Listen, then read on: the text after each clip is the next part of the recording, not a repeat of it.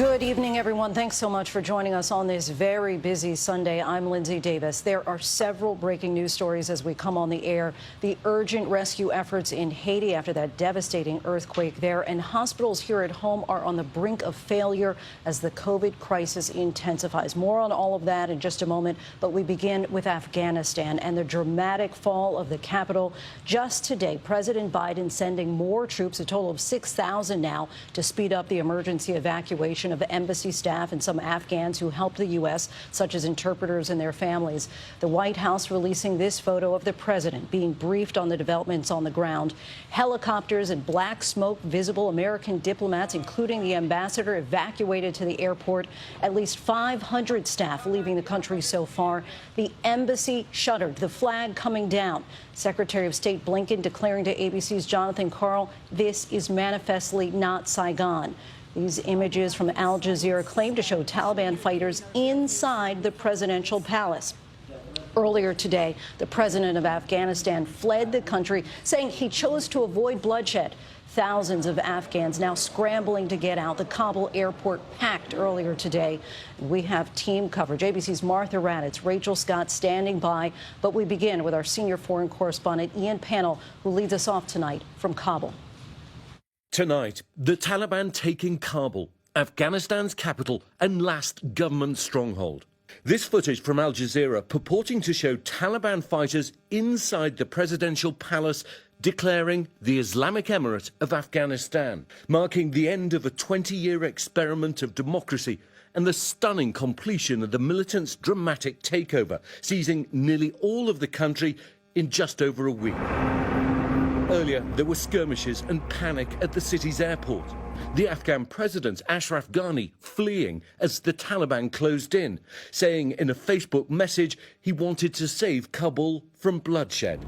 Smoke rising over the U.S. embassy, Chinook helicopters taking off, evacuating U.S. personnel from the country, and eerily reminiscent of the fall of Saigon. This is manifestly not Saigon. The fact of the matter is this.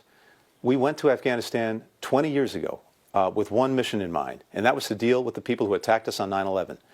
And that mission has been successful. The Biden administration defending the U.S. withdrawal from the country, but clearly caught off guard by the Taliban's rapid advance. Just today, President Biden sending more troops, a total of 6,000, to hasten the emergency evacuation of the embassy and some Afghan visa applicants.